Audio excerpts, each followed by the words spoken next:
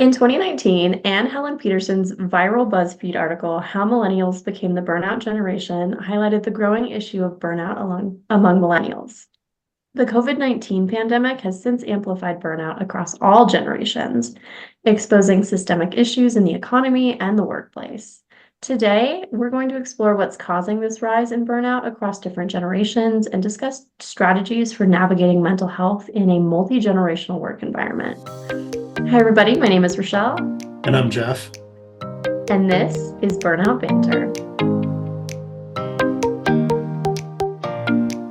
Before we jump into today's episode, please remember to subscribe to the podcast on Spotify, Amazon, Apple Podcasts, YouTube, or wherever you listen so that you can stay up to date with the latest banter. So before we jump in, Jeff, what generation are you? I'm X. You're X? Oh, you're the forgotten generation. Oh no.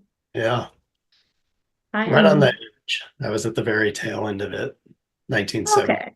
So, and I've seen some bands of time that include those last couple of years of the 70s, and I've also seen it cut off at the 80s. Yeah, the generations seem kind of fluid to me. So I would accept you as an elder millennial if you so wanted to join us. But since No, I like baby. we're the lazy, entitled burnout generation, I don't know if you want to come to our camp. We seem to be universally hated.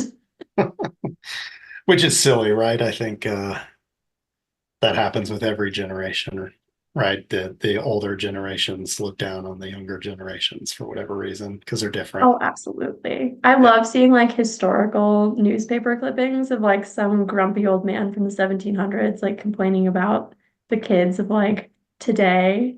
And it's just been going on for hundreds of years. Yeah. But burnout has perhaps You're a millennial, right? not. You're What? a millennial, correct? I am a millennial. I'm Yeah. like a mid-millennial. There is no question on where I belong in the generations. I sometimes don't get all of the elder millennial references, but I get about 99% of them. So, And very few of the Generation X references. I found out. yes, yes. Every time we talk, I have no idea what Jeff is talking about. I will watch the Babysitters Club one day. Adventures in Babysitting, not the I'm baby. sorry. It's okay. See, I can't even get them right. You knew it had babysitting in it. Yeah, I would have Googled it. I would have gotten there eventually. I'm tech savvy. It's a hallmark of my generation and yours, supposedly. So, but burnout is kind of new. And while millennials kind of get the tag as the burnout generation and Gen Z kind of gets looped into that, everyone statistically across the board, millennials, Gen Z, Gen X, and boomers have been surveyed and indicate that they have experienced an increase in burnout post-pandemic. I was just going to So say, do you even think it's new, or it's just been recently defined? I think it's recently defined. I strongly encourage anybody to go find that Anne Helen Peterson article, and we can link it in the show notes on how millennials became the burnout generation. Um, because it wasn't so much that like there's a lot of factors that go into it, but I think in becoming that generation, we have also kind of defined and made it more widely acknowledged that burnout is a thing. And so I think now it's rippling out and we're starting to see and apply it to other generations as well. And like, oh, it makes sense that, this Gen Xer or this boomer or whatever is struggling with burnout just in a different way. And that's really what I wanted to talk about today is because it manifests differently because it comes from different things for each of us, but it's all burnout at the end of the day. I think it's something we're just maybe not familiar with because our burnout, like I think probably Gen X and millennials have a similar burnout stresses, and so they look similar to us. But like maybe looking at our parents' generations or older generations, their burnout looks very different to Yeah, us. what's interesting about Gen X is I think a lot of why they do what they do, um, it could be tied back to burnout issues in their parents. even though it was never talked about or never acknowledged, or they wouldn't have called it burnout, right? But high divorce rates, all those things that Gen X struggle with having their parents experience in the workplace is kind of pretty formative for why we are the way we are. Right? I wish someone would write like the same article that Anne Helen Peterson wrote for millennials, detailing exactly why we are the burnout generation and like how our parents shaped us to be that way and how like the world and the economy and like decisions that were being made kind of drove us into that. Wish someone would do that for every generation that's in the workplace right now, because it would be really helpful, I think, to understand that. Maybe that's some homework for you and me, huh? Maybe we could be Maybe. those people. Let's do it. It was really hard, honestly, researching this article. It was very difficult to find boomer burnout for sure was the hardest one. Gen X was a little bit more difficult as well. And silent generation just didn't exist at all, even though there are still a few silent generation people in the workforce. So, yeah, definitely worth looking into. But I thought it'd be interesting to maybe go generation by generation because there's so little information and kind of talk through like what do we think uh inspires their burnout or like how they respond to it. And then kind of look at some of the information that they could find on what is contributing to their burnout and kind of help people understand what's going on with their coworkers. That sounds good. Where do you want to start? Well, I kind of figure we start with the low-hanging fruit, which is the burnout generation, Okay. the millennials. Again, this entire article sums it up so beautifully, and Anne Helen Peterson's book also expands on the culmination of factors that have contributed to the burnout generation, quote unquote, air quotes. So what makes them the Um, burnout generation?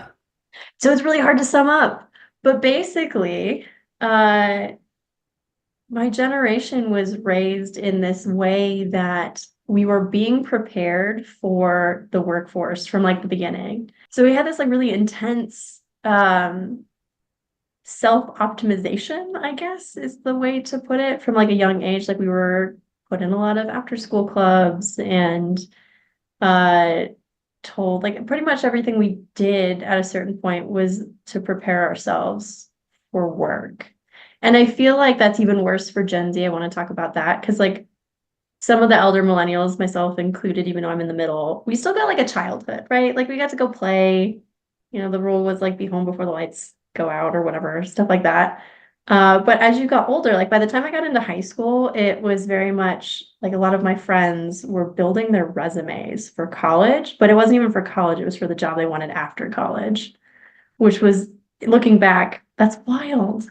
Wild. It's People so were much like, worse now because I have I two kids in high school, and it's insane the amount of stress that they're under to perform and do all like community service, AP classes. Like my son's taking an AP class as a freshman. That was unheard of when we were in school. Like you couldn't even do it until you were a senior. So I was gonna say you couldn't do it until you were a sophomore when I was in school. They only had two AP classes available to sophomores. Freshmen were not allowed. That's crazy. And I'm glad you mentioned that because I didn't look at Gen Alpha. But I kind of wanted to pick your brain on like when we talk about Gen Z, is like using your experience with your kiddos and Gen Alpha and like kind of like how that's shifting. Um, but yeah, there was just this wild we there's the idea of the big lie, right? Where we were told, you know, if you work hard, you get a good job. yeah, go to college, And job. you go to college, yeah, you follow all the steps, you get rewarded. And our school was largely set up that way, right? Like you do everything you're supposed to do in school, you get rewarded.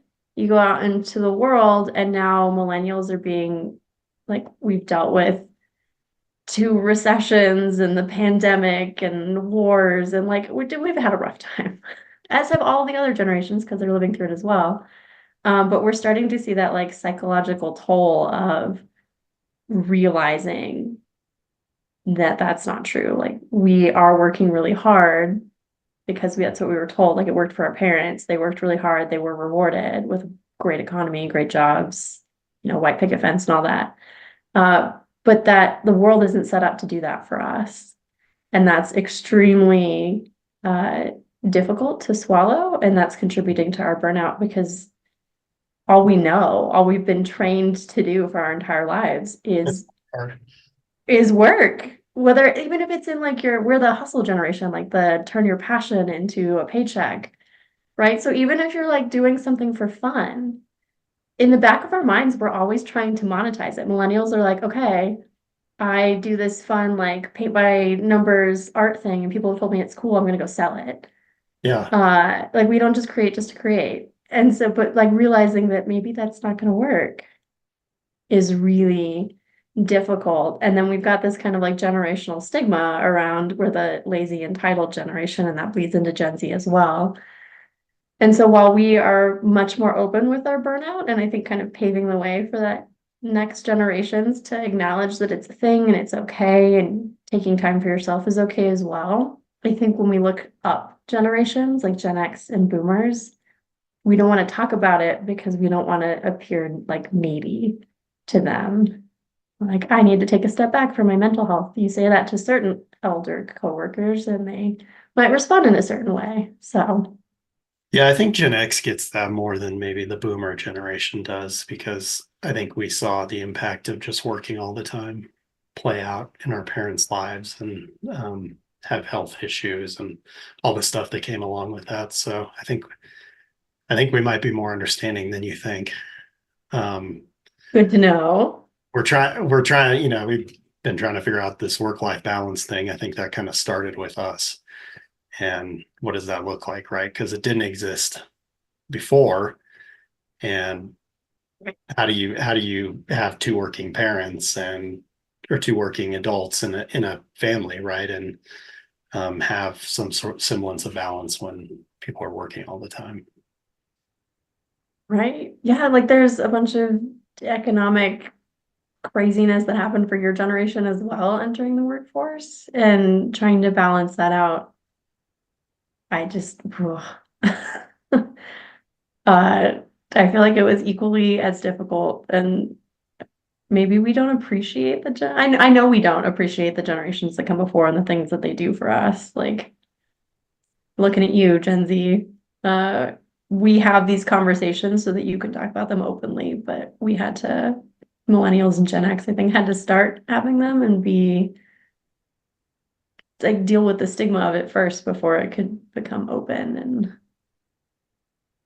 Yeah, and I uh think I think with especially with Gen X, that's why there's so many people who want to work for themselves, right, and own their own businesses, and they're very entrepreneurial because they see that as the only way to have that control or be able to put that work-life balance into their lives, which is kind of funny because when you own your own business, it tends to go the other way, I right? was just gonna say, as someone with their own business, there is no division between work and life anymore. Right. Like all of the tricks in the world can't separate my brain from work Rochelle and personal Rochelle. But that's a huge divergence, right? From like boomers who and I'm gonna clarify baby boomers. I know boomers become kind of a slur, but that generation is colloquially known as baby boomer.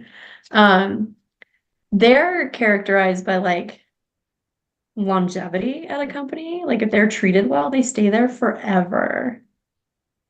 Gen X, like you said, kind of wanted to work for themselves. And I feel like millennials became the generation where we were hopping around every couple of years because that was the only way to either get a raise or to get an increase in status. And we were literally told that in like college when I was going after my advertising degree. They were like, yeah, you can't stay at an agency for more than 2 years if you want to move up. You have to hop agencies. You're probably going to have to hop states, which is also taxing. Like, how do you build a stable foundation for your life if you're If you're moving around all the time. moving around all the time?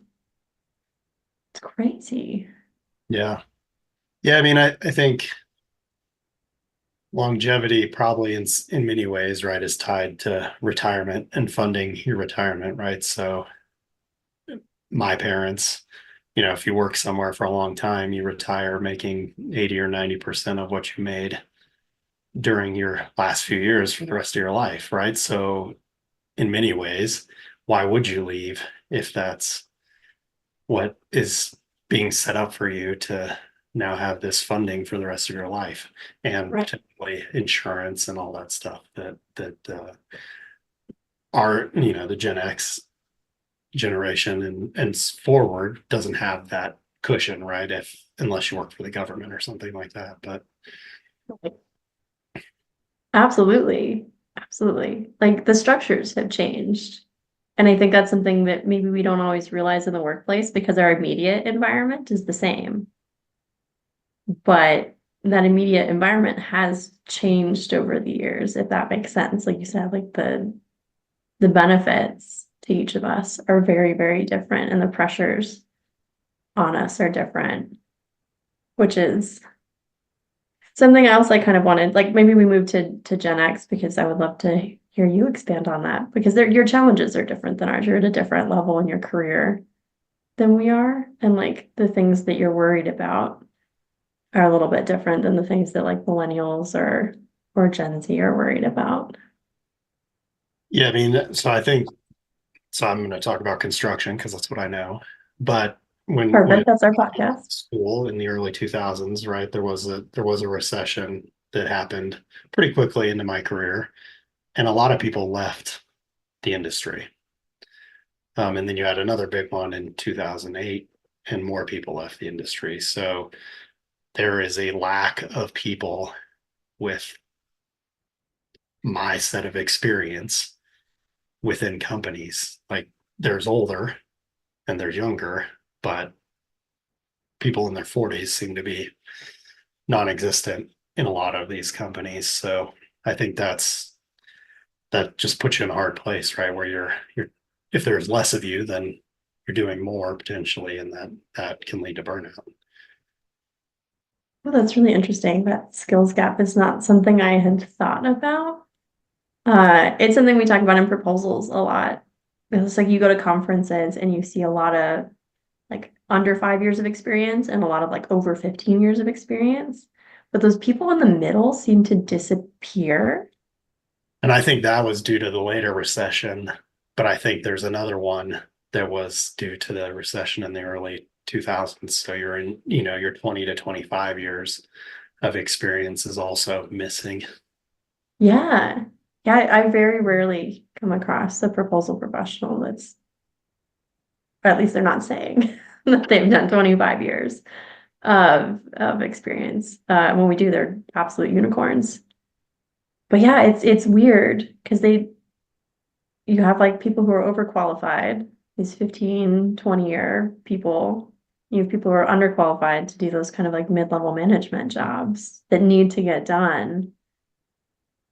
So that burden has to go somewhere. That's so Somebody fascinating. somebody with, my level of experience, right? If they're sitting here every day drawing in Revit, that is I'm paying somebody a lot of money to sit here and do production that somebody younger could do, but there's not that those people don't exist, right? So you're either doing stuff that you've been doing for a long time, which you may or may not enjoy. Some people do, some people don't, right? You would hope 25 years in that you've, at least me and a lot of people I talk to, right, that you've moved beyond the same thing you were doing at 5 years.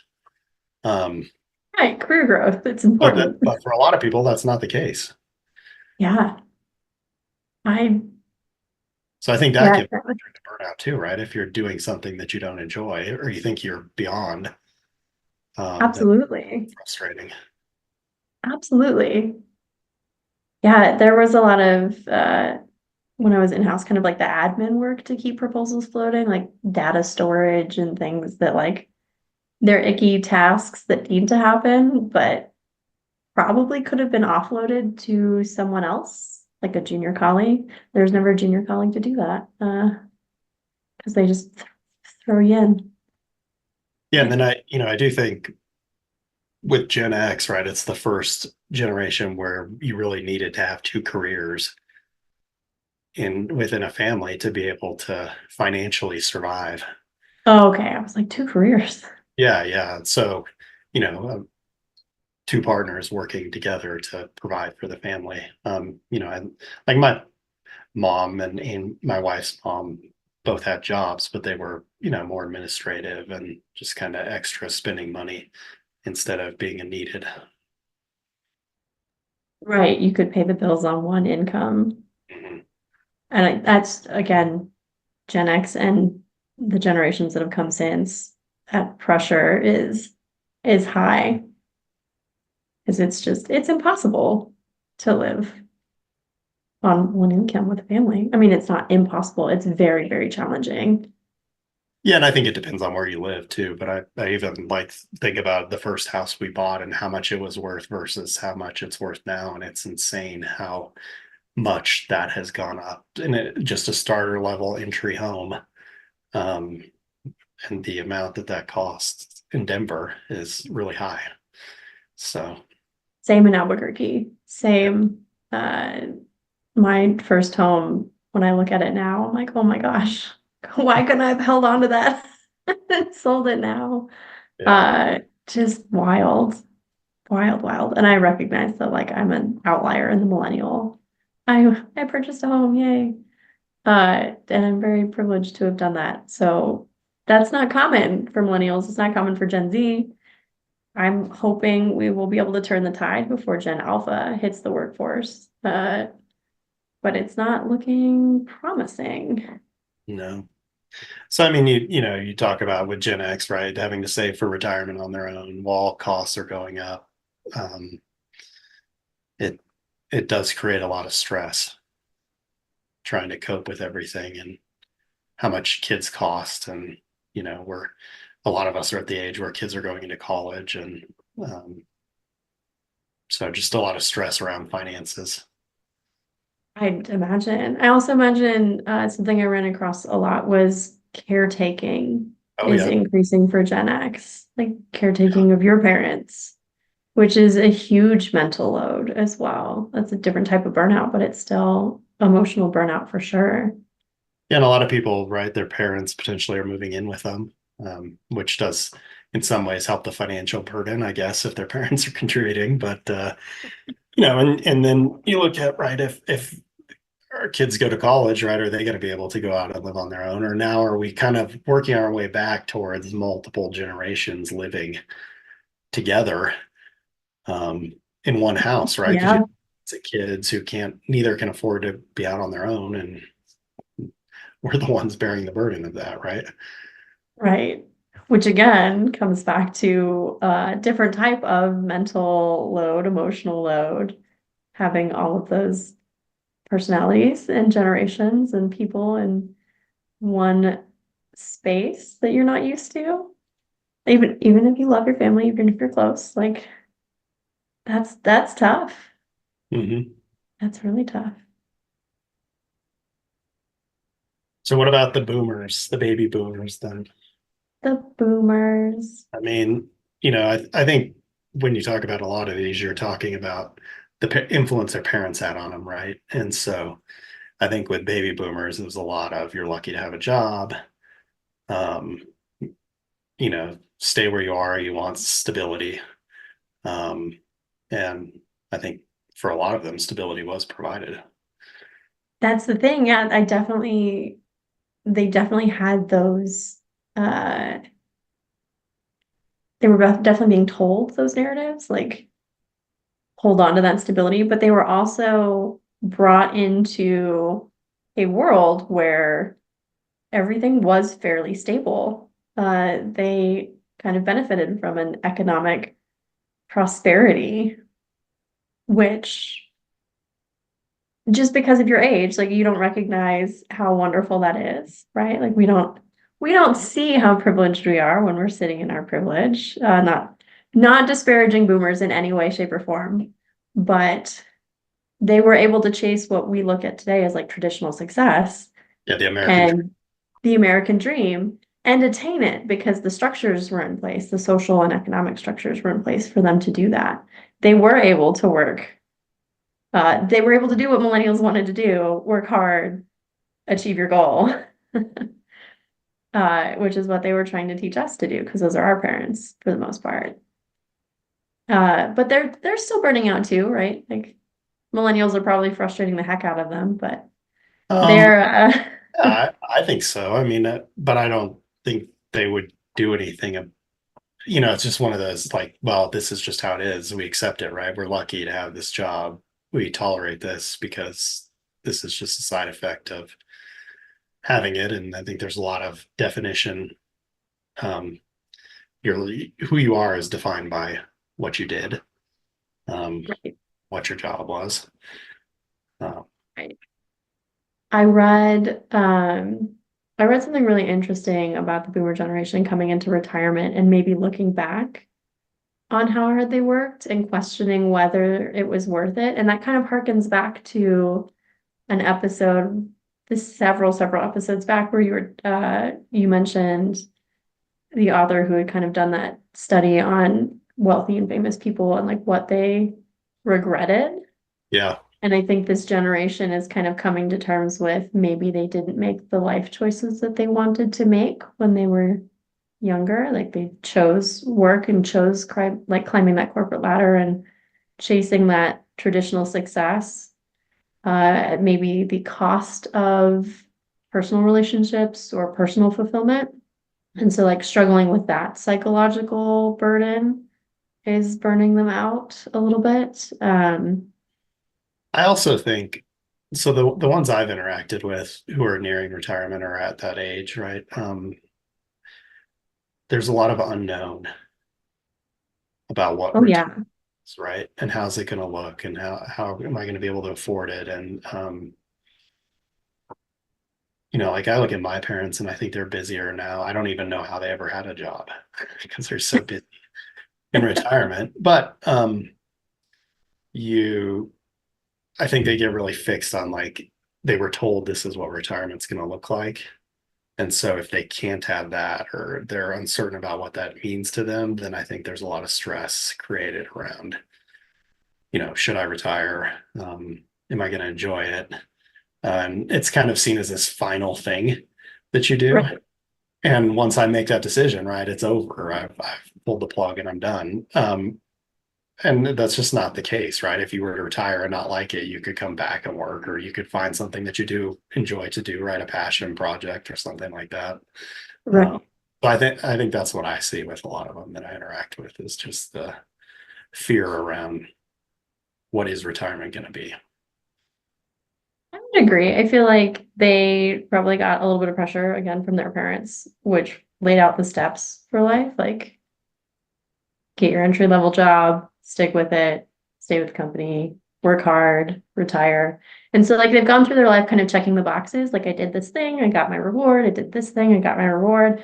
Retirement feels like that next check the box, get your reward. And then you get to live, Yeah, and then you get to, but what does that mean right? for a generation that like Work. maybe built their identity on their work and their accolades and achievements in that work? What does that look like? Who are you now? It's like an identity crisis almost to me, which Absolutely. seems scary. I also something I've noticed in the boomers that I've interacted with and something I read about extensively was this severe stigmatization of mental health. Like this generation does not want to talk about their issues openly. They prefer to keep things private. Like they might talk about it one on one, but it's very much like you're not depressed, you're just feeling down, smile and figure it out Yeah. type thing. Rub some dirt, I'm sorry. rub some dirt on it. Yeah, rub some dirt on it. You're fine. And again, then that probably came from pressures on them to be stoic and keep checking those boxes and not slow down. But it But you, makes it really but you hard to talk think about about burnout with them. if you think about who their parents were, right? Going Right, through wars, the Great Depression, right, all those things, right? Well, this thing over here, your little depression thing is really not that bad. It could be much worse, right. right? Like we were starving. Yeah, I'm sorry, starving, your we were killing your each other. feelings are hurt. Exactly, All my friends exactly. died. Yeah, no, I totally understand why their parents were not very forgiving on touchy-feely things, and why it took so long for us to be talking about those. But And they experienced a little bit of that with Vietnam and stuff too. yeah, oh, absolutely, So absolutely, all the more reason, right, to just buckle down and get through it. right? Or, counterpoint to talk about things. But that's generational bias over here. Yep. When we Yep. talk about things, they get better. So yeah, I just, are there any generations we haven't talked about that we should? I feel like we've Z, kind of danced we around talked Z and about Z. Alpha. Yeah. Z, I feel like in burnout conversations, Z gets lumped in with millennials. And I'm sure they hate that, but we accept them, we embrace them. I think so. Gen Z is just kind of entering the workforce, right? Yeah. Uh, Yeah. like they've only been in it for a couple of years, the older ones. I mean, they're 20, 25 maybe. Uh, 20 to 30. I think millennials cut off around like 96. Okay. I'm trying to So 95 to 2025. That's 30. that's 30. Oh my gosh. Oh So my they're gosh. more in the workplace than you think. No, well, that made me feel old. Thanks, Jeff. Ouch. I always think of them though. I mean, those are the old ones. I just think of Gen Z as these sweet little baby angels that are entering the workforce, and we're like, what have you people done? But I feel like they're characterized very much as the most open of the generations, and they have really high expectations for work-life balance and support and level of communication because they were born into a, a digital world where everything is online and you can communicate instantly whenever you needed to. And they expect that within all facets of their life. So, and they're kind of riding the coattails of millennials and Gen X starting to have burnout conversations. So they're just second nature to them. And yet Yeah. they're also burning out. Well, I think the issue for them, right, is maybe they have a bit shorter attention span, or they're more demanding of this needs to happen now, right? The kind of instant gratification that they've had their whole life. Is that generational bias? Or, I mean, I would believe it, but I'm wondering if that's maybe No, I think that's, I mean, I think all our attention spans has gone down, right? that's true. So uh how does that, when you're talking about work, right? And especially now they're being led by Gen X and millennials, right, who are expecting them to put in the work and then they'll get rewarded, right? How does that factor into burnout if they want it now? Right. Oh, absolutely. I love seeing like silly stories. I don't know how to characterize that, but like I don't know why my Instagram algorithm thinks I like work funny memes and skits and such. But I always get these like cute stories about millennials interacting with their Gen Zers and like how they think so differently than we do. Like one of my favorites is a millennial manager asking a Gen Z employee to get 10 pieces of paper. And when the Gen Zer hands them the paper, it's warm. And the millennial is very confused. And the Gen Zer is like, well, I just asked the printer to print 10 blank pages instead of like going and manually counting 10 pages. And I'm like, that's so fascinating to me, like how we approach different things. And like it probably took the same amount of time, but it was probably more efficient in the Gen Zer's mind to do it that way. And just so fascinating that we think we get to same solution with a different path, right? I Yep. don't remember what my point of that at the very beginning was, but I don't know what your point was either. I got distracted by this cute story that I really wanted to tell. I guess it's one of my favorite like interaction moments. It's been on the internet for a long time. I think it went back to like the short attention span and the digital connectivity. Like I don't think Gen Z would think in an analog way to just manually go count paper the way that millennials or Gen X would. That's a very analog thing to do. Why would we do it when we can ask the computer to do it? So I think that was my point, was to harken back to. Well, I think the other thing, and again, I'm going to talk about construction because that's what I know, and I'm sure it shows up in a lot of different ways in other industries as well, right? But there's a lot of we do this because this is the way it's done and has been Oh done yeah. for a long time. And I could see how that would be very, very frustrating to the Gen Z people because they probably know better ways to do it. And Oh, if they're told to absolutely. do something in an inefficient way, um, I'm sure that really eats at them too. So, Oh, for sure.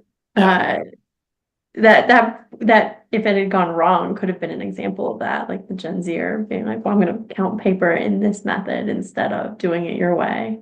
Yeah. Probably very stressful. So that's where I think they probably suffer from burnout the most. Be interesting. Maybe if they listen to this, they can give us some feedback and share with others. That'd be Yes, great if for all any of generations. you, all generations, please, boomers, Gen Z, millennials, Gen X, chime in. I would love to like have this conversation on like LinkedIn or something. Because Or even as I'm listening to you and me talk, right, I see our own biases showing up in this too. So I'm sure other generations would probably disagree with us potentially. absolutely, my mom listens to every single one of our episodes, and I know she's sitting there going, mm-mm, that's not how it is. Or she has thoughts. Uh, yeah. Should we move to talking about how to navigate all of Yeah, these we should. generational approaches in a work environment? Like, how do we deal with boomer level? I don't want to talk about mental health down to Gen Z. I'm going to post about my mental health on Instagram every day or TikTok or whatever. How do we navigate that? Snapchat. What? Snap. Snapchat. Um, well, I mean, I think it's very similar, right? To we all have different personalities, right? So we all come from different generations. We all have different personalities. If I'm interacting with somebody in the same way, no matter what personality type they are, people are going to get frustrated with me. Um, if I'm interacting with people in different generations the same way, people are going to get frustrated with me. So I think we really have to just be aware that there are major differences between us in a good way. Yeah. I think many people would argue it's in a bad way, but I disagree with that. One of my favorite, have you heard, I'm sure you know the golden rule. Have you heard of the platinum rule? I don't think I have. So the golden rule, right? Do unto others as As you you would would have them to do it you. yourself, yeah. The platinum rule is do unto others as they would have you do unto them, right? So considering their personality type, this is how they want to be communicated with, not, and so you alter your style to match who you're interacting with. So if Okay. I say if I'm a thinker, I'm a thinker. Um, I was gonna say, if yes. if you come to me, right, and you just start rattling off a bunch of stuff, I'm probably going to give you an answer, but I'm going to continue to think about it long after we've talked, and I'm probably going to change my mind. So having you come to me and say, "Hey, I would like to talk about this in an hour. Can you give it some thought before we talk?" That's a much better approach, right? Where if you do that with somebody who's very direct, they're going to be like, "No, just spit it at me. I want it now." Right. And quit with the stories. I don't need any of these stories. Let's just make a decision. So I think we have to, and there's a lot of conversation about that in our industry and many other industries, different personality types, but I don't think we do the same thing with the generations. Right. I agree. And I think that causes a lot of strife. Uh, like I feel as if the older generations kind of look at the younger generations and think that their openness is like inappropriate and untoward. But then the younger generations look up to the older generations and then perceive them as stubborn and stale because they won't move forward and they're anti-progress. Um, so I feel like what kind of strategies are we putting in place? Are they similar to working with like different personalities to flexibility and Yeah, I think you have to give people an option, right? Of we're going to offer this in a bunch of different ways, right? So if I think of I'm going to put on an hour-long workshop, Gen Z is going to look at that and be like, ugh, an hour? Like, what are you doing? I need it in like 30-second, give it to me quicker. Um, so if we're going to do a workshop, right, how can we offer it in an hour version? How can we offer it in bite-sized pieces? Um, and I think another huge part is trying to show people how it benefits them, right? right, So a baby boomer, how is this conversation going to benefit you? And it could be that it helps you understand other people better, or it could be that it benefits their own life some way, right? But you've got to show people the benefit in having these conversations around burnout and mental health. absolutely. And I feel like we're doing a good job of that. We're starting these Better, conversations. better. Yeah, much better. Still But on. yeah, better, maybe not good, but the World Health Organization now recognizes burnout. So I think that's Yep. a huge step, right? That happened a couple years ago, but still. Anything else on like Well, I think navigating? I think it's company specific too, right? Because I think there are some companies that do a great job of it. I think there are other companies that do a horrible job of it. So Yes. to me, it's you know, I think as generations change and take over leadership of companies, things are going to change too. Um, Which is starting to happen now, right? Like silent generation boomers are retiring. Gen X is stepping into those kind of senior roles. yeah. So maybe that's why this is like all coming to a head right now too. Like we're just in that like perfect storm of frustrations Well, and burnout and stress. I think getting more women in leadership positions, especially in the construction industry, is going to have a positive impact on this, right? Because y'all Can you say are that louder?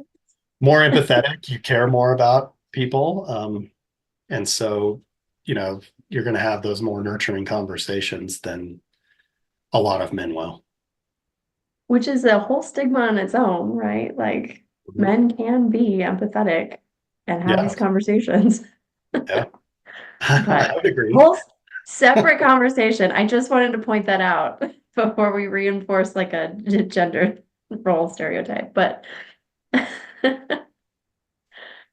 yeah, this is a really complicated topic. There's so much, like this could be an entire series where we just go through each of the generations and talk about their struggles and how to work with them individually, honestly.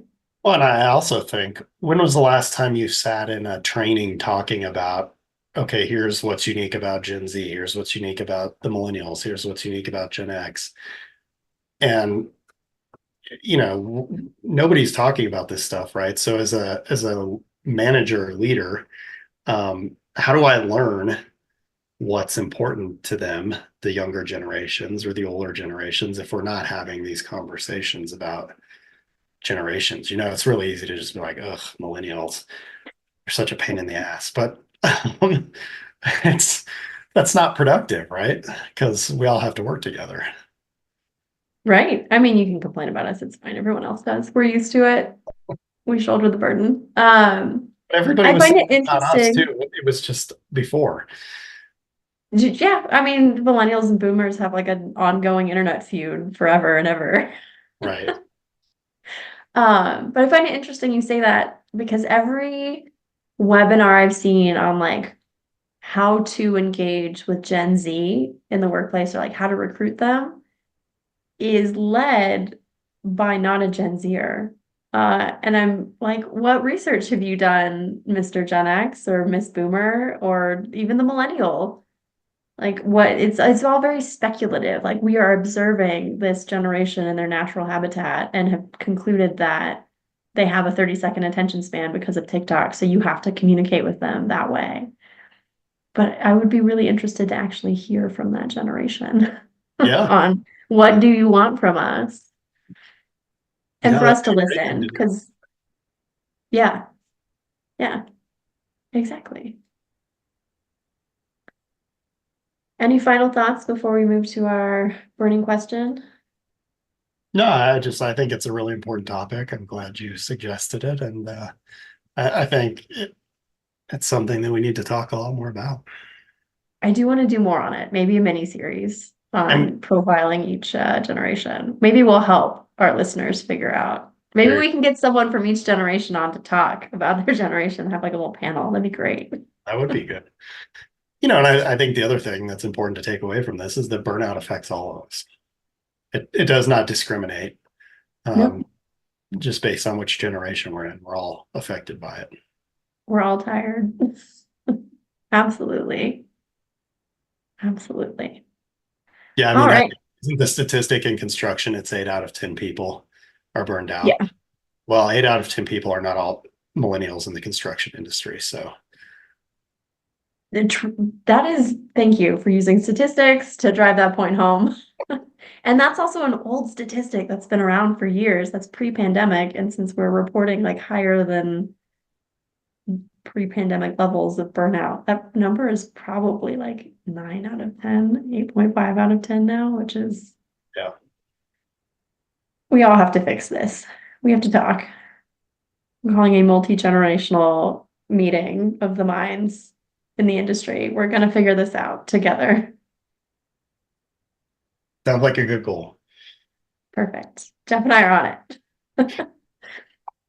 All right, let's move on to our burning question. And now it's time for burning questions. So this listener says, I've been having a tough time with my manager who is really resistant to adopting new tools and technologies that I believe could help our team be more efficient and maybe reduce stress. They're so stuck in their ways and it's frustrating. How can I approach this situation and find common ground to make our work environment better for everyone? Oh, This is this is really how it's always common. done, huh? This is how it's all. You said that, and I was like, oh man, put a pin in that because we get some variation of this question a lot. Yeah. This happens in proposals all the time. Like I see there are all kinds of new technologies out for like data storage and um, customer relations and even things like InDesign. And we still have firms that are using like Word and PowerPoint and Excel to manage all of their proposals and data. Ah, that hurts my heart that you I just raised raised your my game on that, Jeff. And why? Why? Because it's familiar, because everyone has access to it. This is who's how we've leading. always done it. Who's leading it. Yeah, Yeah. they're familiar with it. Yep. And that younger generation is coming up and being like, no, no. But how do we convince them that there is a maybe better way to do it? Like, how do we get them to I guess try the better way? yeah, I mean, I would start with trying to understand their viewpoint and perspective on why they think that's the best way to do it. Um, because if you can learn that, right now you can start to address their concerns, right? If we don't know why they feel that doing it this way is important, um, then it's really hard to address their concerns. So I would start with trying to understand and just be curious about, okay, you want to do it this way? Help me understand why that's your preference and what's going on here. But because I may be missing something too, right? It's completely possible. I may not fully understand the process. When I was going to tack onto that, the person who is resistant to change might not understand that there's a problem. They might not see it. Right. I frequently explain like the issues. Something I see often in proposals is we want to use Word because everybody can get into the document, so anybody can make changes. That's a huge, huge no-no and problem in proposals. Like you don't want anybody to go into your document and make changes. It makes it really hard to do quality control. And what I often find in talking to people who are resistant to moving to another type of proposal delivery, like an InDesign or Canva or something like that, is that they don't see the quality control problem. they don't see the issue with that. And so we kind of have to talk through and raise the flag there and then work through why that's a problem for them and for the company. So it might be an awareness thing on both sides. Yeah, because if you look at, what we're doing on the design side, there is multiple of us in the same Revit model making changes all the time, right? And so, yeah, we may just not understand that that's an issue for what you're doing. Right. And at the end, right, it goes to somebody and they do quality control, but I could, if people make changes and don't tell you, and now I go in and my drawings are messed up, that's obnoxious. So that was going to be my question in that is one, when everybody's going to the model, are you aware of them going into the model and at least moderately aware of the changes they're going to be making? No. So Okay. you look at the way BIM it's mostly now hosted in a web-based environment, right? So your model it's live, it lives in a cloud somewhere, and the architect can just be in doing whatever they want. We're in doing whatever we want. They move a wall, all our stuff is now gone. You don't know that unless you're going back in and either they told you they moved the wall or you're finding it out on your own by double checking everything over and over again, which really is not very efficient. So in an ideal world, they should tell you that Right. they've moved a wall. Which is what, if you were doing proposals, right, and somebody told you they made a change, then it wouldn't be that big of a deal, right? But it's that we don't communicate. Right. Right. Yeah. If somebody's just going in and making edits and like changing strategy, and sometimes it's really hard to see where those changes have been made and who has made them. And if they're working on incorrect data, which I've seen happen before, then we submit an invalid proposal, like because no one knew that happened. Fascinating. Sorry, I'm trying to wrap my head around this like comparison to the BIM model and my document because I thought that was a foolproof argument is that you can't have multiple people in one project not talking to each other. But you all do it every day, so no wonder that you don't understand why it's a problem for us. Yeah, we do. Well, I just learned something live, and now I understand why so many people have so much trouble with this conversation. Thanks, Jeff. Side note. You answered my burning question. Back to our burning question. I think so. Trying to understand where they're coming from, and then I think again, right, trying to understand the person and who they are, right. So if I'm interacting with an engineer and trying to convince them that this is a good change, I may do that from a very data-based perspective, right? If I'm doing it with an architect, maybe it's how does this help you be more creative or something like that, right? So you kind of got to think about the person you're interacting with too, and tailor it to what they're going to think is important. And going back to I probably have very different definitions of what's important when it comes to proposals, right? Based on previous conversations, yes. I wanted to tie that back into your comment about personalities earlier and understanding like asking permission versus just spitting it out. So understanding that as well, like what kind of personality or what kind of generation, to tie it back into the theme of the episode as well, you're dealing with will probably help you with having this conversation as well. Like whether it's a, hey, I've noticed this process could be more efficient. Can we talk about it in the future? Versus, hey, can I show you this issue that's happening right now? Let's solve it right now type thing. Yeah, I think that's huge, right? Making sure they're in a place to be open to the conversation instead of distracted by something else will probably help a lot. Absolutely. And also, I think you can think too about when they have their most, when they're the most creative, when they're the most energetic. If I've been through a long day and answered 100 emails and somebody comes to me with a problem, I'm probably not going to be very receptive to discuss the problem. But if you could catch me in the morning when I am more creative, then yeah, I'll probably give it a lot more thought. Definitely do not catch me in the afternoon with a problem. I will shut down. But there are people too who are the opposite of us, right? That like stuff in the afternoon or in the evening or whatever. So 2 o'clock in the morning. I have one of those clients and I don't understand how they function. It's wild to me. So Uh, again, I think it all just comes back to again, it's understanding the person and tailoring your approach to the person. Kind of the same thing we've been talking about all day. yeah, maybe again, future conversation is maybe not lumping people into these like big groups, you know, boomer and Gen X and SME and marketer, like just let humans be humans and understand them on that level. And you're probably going to. It's really hard for corporations because it's kind of expensive, but it's the best investment for your people. And if they're your most important resource or your most valuable asset, you better.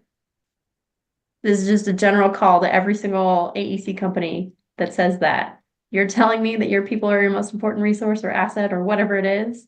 You better be investing in them on an individual level like that. Yeah. Rochelle's off her soapbox. But even when I was having a conversation about motivating people this week, and it's like each person has a different motivator, right? So for some people, money may be very motivating. For other people, it's acknowledgement. For other people, it's time off with their family. So you even just motivating employees to work harder, you've got to figure out what it is that motivates each person, not each generation and not each personality type and so on and so forth.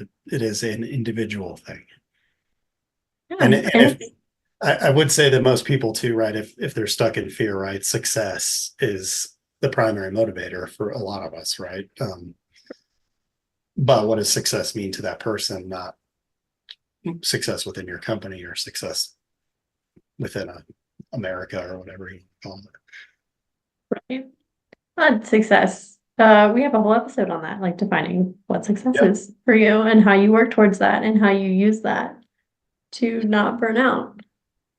We have that in our developmental check-ins. We have each person define success, and then it's in their check-in, their definition of success, so that you can try to steer them towards that definition. I love that. That feels like the better way to do employee reviews. What is your definition of success versus here's our ambiguous definition of success and we're going to grade you on it. But I feel like we've digressed a little bit and have had I some hope we soap answered the question. I hope we answered the question. If we did not, let us know. We'll try again. Any final thoughts on generational burnout?